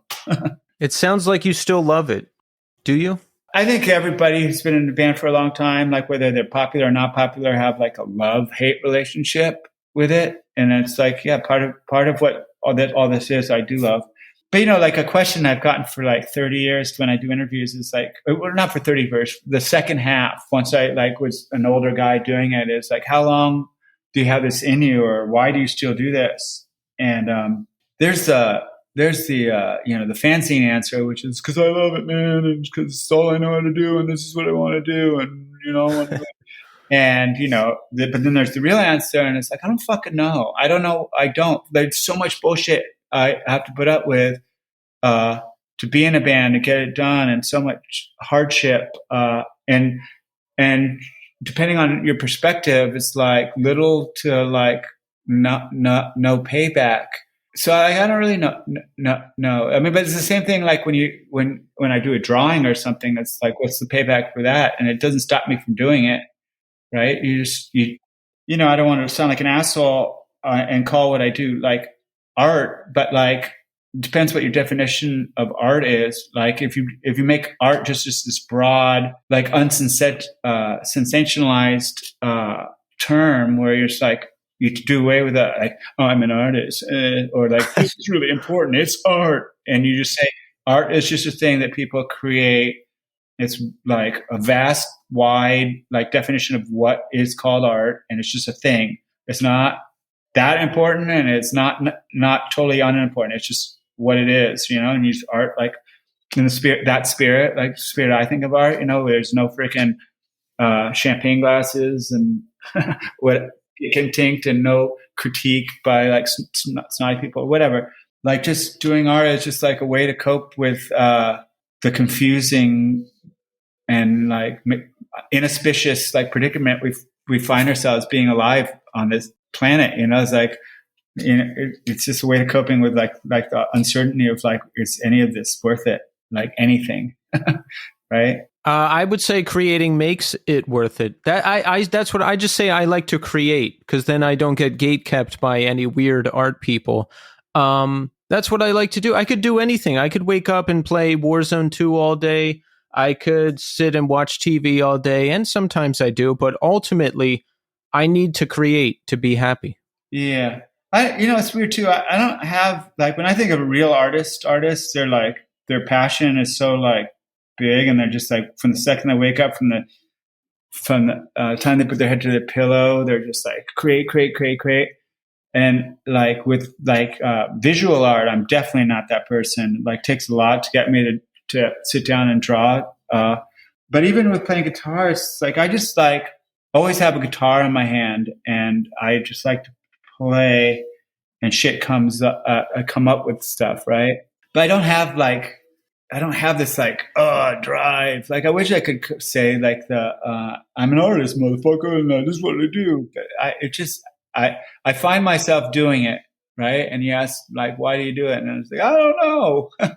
But you have to have drive, or you wouldn't be doing it, because you've done a lot and you're still doing a lot. Well, I have a certain amount of drive. I don't have that drive that you see in the movies. For example. That's bullshit. You know, I think most of that's bullshit. I've met people that are like that, like painters and stuff that they're just like super passionate in the way where they eat, and musicians too, actually, where they just eat and sleep, and dream and shit and fuck their art, right? And that does exist. I mean, I know what you're saying is bullshit. I'm not trying to contradict you, but there are people that I think that really honestly feel that way, like crazy people, like.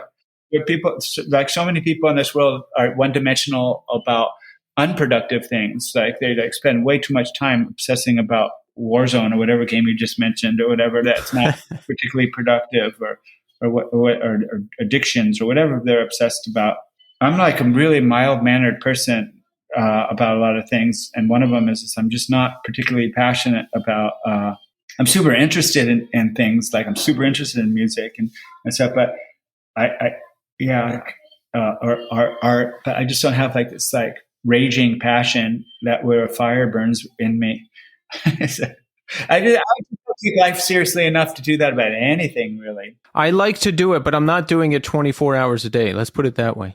Well, Sergie, listen, I've been listening to you for most of my life.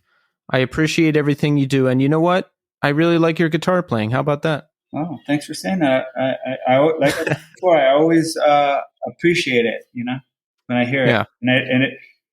Yeah. The thing about too, it's like I don't go on tour that often anymore. Play shows that as often as I used to, and sometimes I forget about that I've been doing this for 30 years, and then we just went on tour on this really big tour in Europe.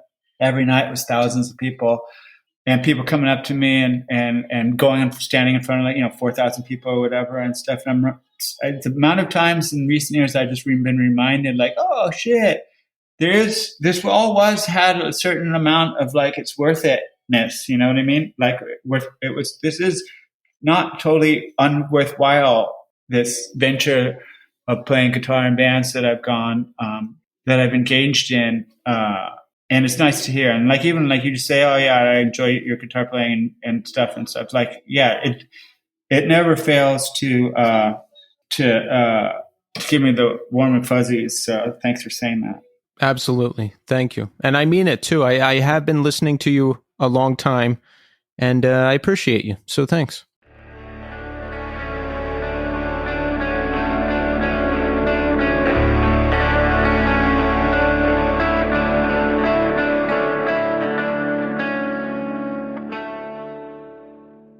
And there you have it. Sergie Loobkoff. Great conversation. The guy has been doing it for a very long time. He can't miss.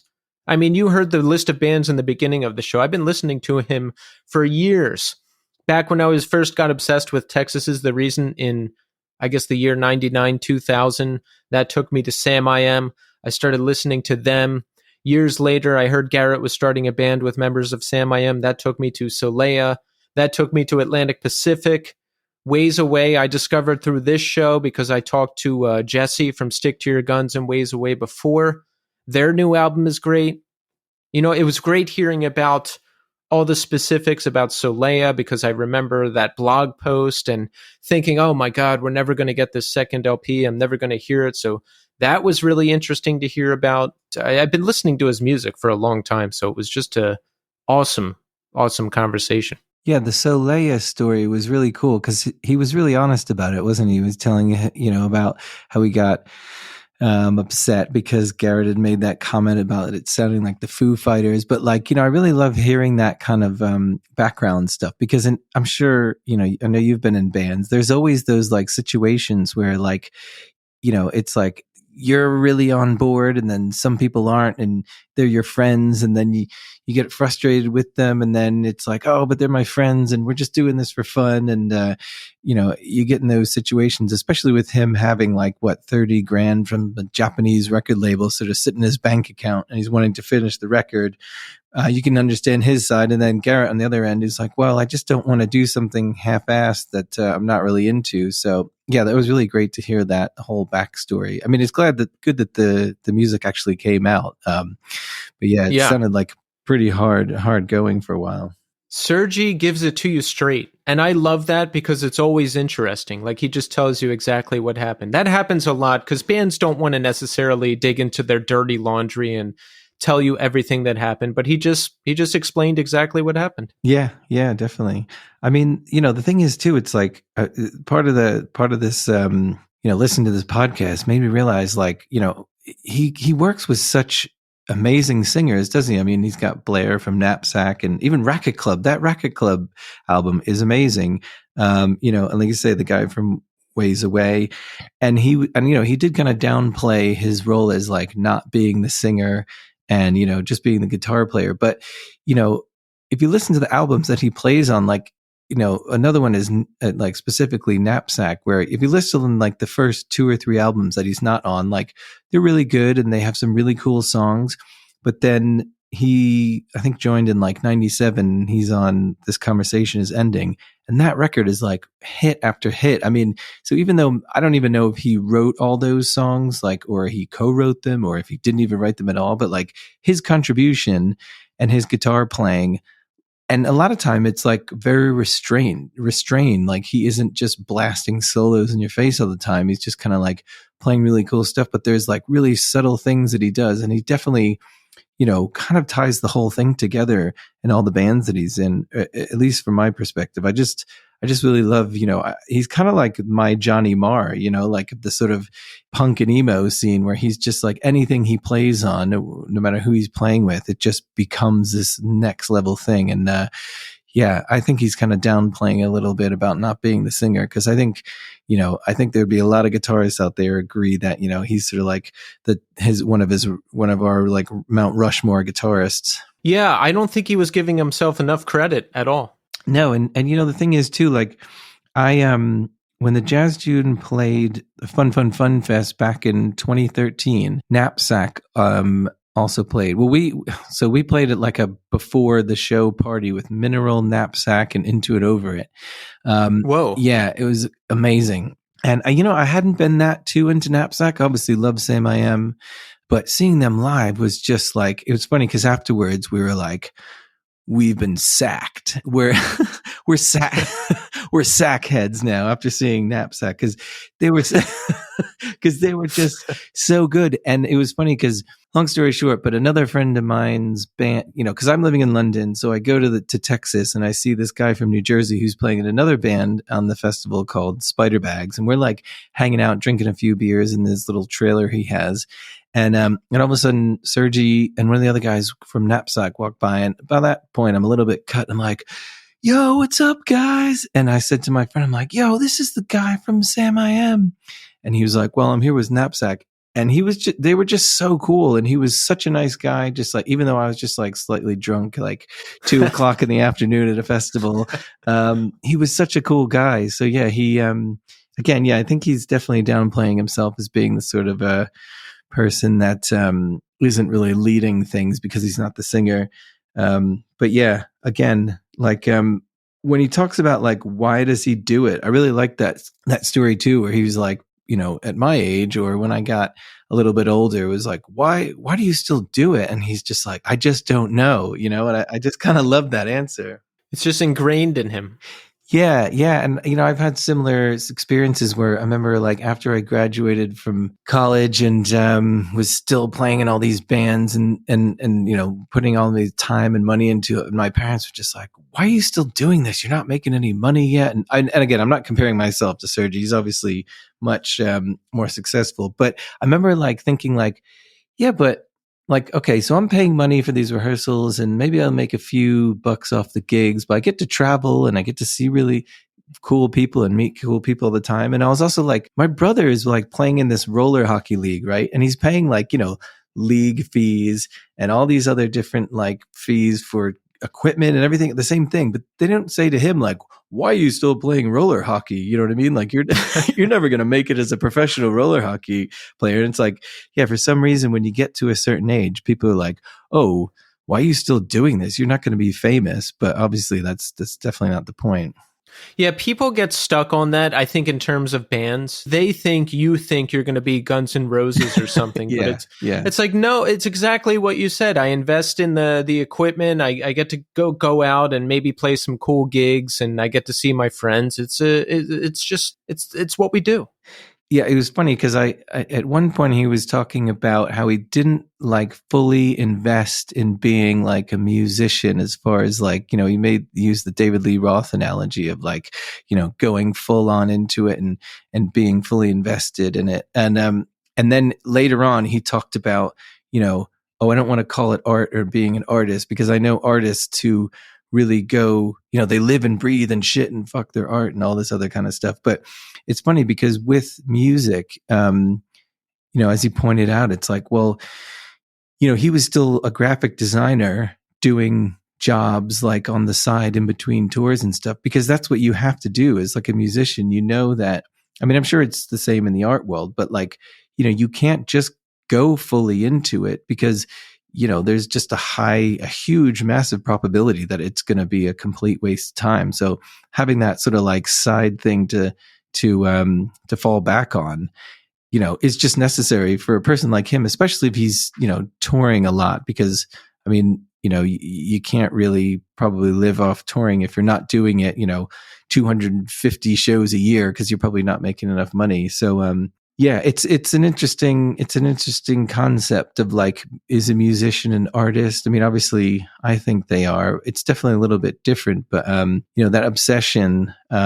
If you go fully into it and you just don't have a backup plan, then yeah, 9 million times out of 10, you're probably gonna not make it. But for the lucky ones who do, obviously, it's a different story. But I guess you can't really say you're not an artist as a musician, because you're not just diving into the world of what you're doing. Yeah, I think it depends. If you say you're an artist, you are. How about that? Who are we to decide? Well, this is it. And also, I guess in his situation, he's been able to, be in really good bands, put out consistently great music. He's got his side job as a graphic designer, which means that he doesn't have to try and write some shitty music or, that is going to be maybe popular and make him more money or things like that. He has the like liberty to do both, be in a cool artistic project that he can like really do the music that he wants and not have to like try to make a sound that he thinks is going to be a little more commercially successful. There's great freedom in that. Look at Coldplay. They're like they're like a techno band now. Well, yeah. It's funny because I was just talking to someone about this the other day, Coldplay specifically, because to remain relevant, they've had to do songs with like BST and like K-pop bands and stuff like that just to keep themselves like in the charts. And it starts to feel a bit desperate after a while, because the first Coldplay album had some pretty good songs. Oh yeah, that album was beloved even in hardcore circles. Exactly. So, I suppose you've got to kind of walk that line. It's like trying to remain relevant, or in the pop world, or just resigning yourself to saying, well, I'm not going to be selling out stadiums, but I can put out cool music and I can be proud of the output of what I've done. Yeah, I think it's all relative to your band. Like, if I'm in a band as big as Coldplay, I'd be like, assign me whatever songs the collective has written. I'll sing them. I don't care. Just, I want to keep playing stadiums and be in charts. But for a band like Samiam or Ways Away, you're right. Sergie has the liberty of doing what he wants to do, and there's great freedom in that. Yeah, and again, I'm not comparing myself to Sergie, but there was a time in the Jazz June's career, sort of towards the end, when there was a lot of hype around, My Chemical Romance, or maybe it was a bit before that. It was like Dashboard Confessional that was starting to get big and on MTV, and Saves the Day. And we were sort of like, we weren't at that level at all, but we would talk to people or hear through the grapevine, like people saying like, why don't you just write a song about this? Or someone said to me, why don't you write a song with lyrics that people can relate to? And I was like, oh, thanks. Oh, jeez. Wow. Yeah, I thought that's what I've been trying to do. But, there is that, you get that kind of pressure from people, or people just making these little suggestions like, why don't you try to do that? Why don't you try to do this? And, it never works out. You're never going to all of a sudden write a great album because you've listened to some A&R person at a record label who's like, oh, why don't you write a hit? And also I think the bands in our world of punk and hardcore or whatever, they get signed and they get dumped like immediately, unless you're like Green Day, who are like the one lucky one. It's like they go in, try to write this like really poppy album. It's terrible. No one likes it. And then they disappear. So yeah, is it really worth it? Probably not. No, this music by and large is not for the masses. It just isn't. Yeah. And I really liked, hearing him, when he's talking about his selling out story, because, I remember when I was 16 or 17, and I was like so into hardcore and straight edge, and like I wouldn't listen to anything on a major label. Like I was like, I only listen to indie records, and I'm gonna throw away all my old Led Zeppelin tapes. Punish them for being such sellouts. But and then obviously like Green Day came out with Dookie. I guess Dookie was on a major label, but anyway, that went huge. And, and he talks about it with Jawbreaker. And I like, it's funny too, because I remember, him talking about how he was like, oh, Jawbreaker, they got a lot of flack for selling out because they were kind of from that like punk rock scene, and people just expected it of us, like, oh, I guess we always knew Sandman was going to sell out. But I remember when I was like 16, 17, in my like most idealistic straight edge vegan time of my life, Sam I Am was like okay to listen to, even though you're into hardcore and straight edge. But I remember when they signed, or I found out that they signed, I was so devastated. I was like, how could they do this to me? This band that I love is signing to a major label. And I remember having this argument with a friend of mine, this girl, Claudine, who was just like a little bit older and was like, what's wrong with you? Like, what do you expect them to do? They've gone along this long at this level, and they want to like go out and see what's on the other side. And again, at the time I was just livid, but now it's like, to get on a major label at that time and to put out the album that they did, which again, isn't like a super overproduced crappy record that they're trying to do something that they're not. It's like, well, we're going to get paid. We're going to, go to the studio and actually have time to record an album in a good studio with a producer who knows how to get the sound we want, instead of rushing through like in a whole album in like 5 days or whatever, because we have no more budget. We're going to get like a van so that we don't break down everywhere we go, equipment that works so that we can play the gigs. And, even if you're getting, I don't know what they signed for, but if you think about it, like $1 million deal or something between 5 people, all right, so you're already cracking that into 5 pieces. Then you pay for the album, which I don't know, 40, 50, 100 grand. I have no idea how much it costs to make, then you buy a van, then you get equipment. It turns out to be like a pretty modest, amount of money after you factor in those things. So even though you see those big numbers and think, oh, they're millionaires now, actually, it's just like what you kind of need to do the thing right, to get out there again in a studio, make a good record and have time to not rush through it. So really the whole sellout thing isn't really, it's not like, oh, well, I'm cashing in and I'm on a Budweiser commercial now and I'm writing songs that are about like parties and, getting high or whatever. But it's just actually what you need to get by. And it's probably like a 5-year investment. You put out the album, you go on tour, see what happens. And by the time you're through those, that first touring cycle, I'm sure all the money's probably gone. It's a young person's way to think, the whole sellout thing. Yeah. I don't know. They think they know the band, or there's some parasocial thing going on, or younger people don't understand having to actually pay for shit. Yeah. Because, I think by the time I was 18, 19, I didn't care who signed with what band anymore. And there was like more of a mainstream thing happening in the scene, starting with, I think, At the Drive-In on Grand Royal. I was like, At the Drive-In's on Grand Royal? Isn't that the Beastie Boys label? Oh, okay, cool, whatever. And after that, I just didn't care. Yeah, I mean, there's obviously something to be said about supporting independent record labels, but there's two sides of that, because sometimes, it's like if I have friends, like I had a friend who had a record label that he put out like the first Dillinger Escape Plan album, and then they got bought by, I can't remember who it was, but at any rate, he then got paid because they kind of bought the band's contract. He then sold like a shitload of the first album because they're now being promoted by this, much bigger, I don't think they went out, I think it was Century Media or someone like that, but they went on to like a bigger label.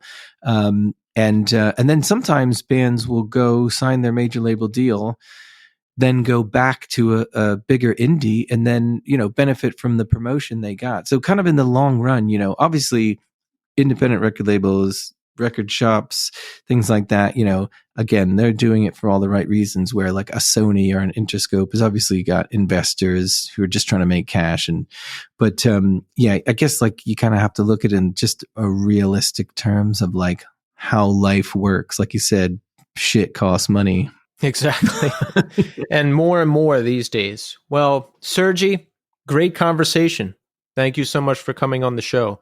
So, Andrew, let's talk about our favorite subject, us. Yes. How are we doing? Now, I have given an update on how I'm doing recently, so the people know. So I want to focus on you while I have you here. Okay. Now, there's plenty going on in you. First, how are you doing personally, Andrew? You're living in the UK, right? You've got kids. You've got a wife, right? Yeah, I've got 2 daughters. My daughter just broke her arm this weekend, which was sad. What happened? My 5-year-old, she was pretending like she was sitting on a picnic bench, pretending like she was driving a bus, and then she fell over onto her arm. So it was sad, but she's been a trooper. She's made it through. But the NHS over here, it's great because it's free. But basically, anytime you walk in, it's like a 5-hour wait. So Sunday morning, 7 a.m., got into the doctor's, x-rays. By the time we get out there, it was like 2 o'clock, and now she's got like this little cast. But she's actually, she's loving the attention. Now that it doesn't hurt, she gets like, she's like, no one's allowed to snatch off me in class, and people bring my lunch tray with me. It's awesome, and everyone's like signing her cast. So yeah, she's loving it for the moment. But yeah, I've got 2 daughters, got a partner, so always busy with that. I'm actually in between. Like, I'm not in between jobs, but I'm like working out my my sort of like leave at my one job, because I'm starting a new one in April. And over here, you have to give 3 months, which is a long time. It's kind of like living with your ex-girlfriend, while you're looking for a new place, when everyone's like, well, I guess when you're leaving, if you're at your new place, you're going to be so much happier, aren't you? And you're 3 months. Sheesh. I know. So I'm doing that now, but so that's been busy. And then, lots of new music I've been working on lately. So you've got the Post-Skeleton album, Everyone You Know Is Alone, has come out since the last time we spoke. How's that going? Yeah, that was really cool. That came out on Friend Club Records, and they did a really awesome job promoting it. We played a few shows and then kind of took a break in the summer just because everyone was busy. But we actually have a show tomorrow night here in London, a this cool place called Blondie's. And we're also working on some new stuff as well, because that was an EP, so it was only 5 songs. So we've actually got another 5 songs written that we've done some demos, but we need to do like some proper recordings on. But we're just at that point now where we're like trying to figure all that out, how we're going to do it, when. I need to catch up with Friend Club, see what they're up to. So when you play gigs in London, are you like an exotic American musician, like when people from London play over here? I don't know. No one ever tells me that, but maybe like, the thing is the sound that people say it's definitely like an American sounding band, which they say as a good thing. So yeah, I suppose the sound of our band, there's a lot of bands over here that are very like indie, or, if they're even like more obscure, like they sound like The Fall, or it's very British sounding, you know what I mean? Or if they're like a little more rockin', they sound like more shoegazy, or something like the Claxons, or some modern music. So yeah, I suppose that in that way, we're a bit different from some of the other bands that we play with. You've got a world exclusive music news as well, Andrew. Lay it on everybody. Yes. So for the first time in 10 years, the Jazz June is actually writing songs. So our last album, After the Earthquake, came out in 2013. And we played some shows after that, and some festivals and stuff like that. But we've always sort of like had a lot of start and stops with writing stuff since then. I mean, actually, after the Earthquake was written, I had a whole album's worth of songs that written, but I think it just got the internet. Obviously they're in America and Philadelphia and North Carolina. I'm here, and the internet sort of demo thing got old for a while. So, but yeah, recently we've been sharing some demos online. And actually the cool thing is that the other people in the band have been writing all the songs. Like, I've been contributing vocals, but I haven't written actually any of the songs, which I'm really loving, because they come up with some really cool left field stuff that, is very different from like the Post-Skeleton stuff and probably like the last Jazz June record, which is a little more straightforward sort of vocals already usually when I come to any band, it's like, here's the song, here's how it goes, this is how many times we play each part, because I have a vocal that's going to it. But yeah, I've been really enjoying the stuff that Dan and Justin and Brian have been doing. Really cool. It's cool. So we'll see. Again, it's a difficult one because we're so many miles apart and in so many different time zones. But it's happened before. So yeah, keep an eye on our social media. That's exciting. I can't wait to hear that. And that's the dream. Everybody else writes the music. You just show up and lay down some vocals. Yeah, I just write about how depressed I am, and then, everyone loves it.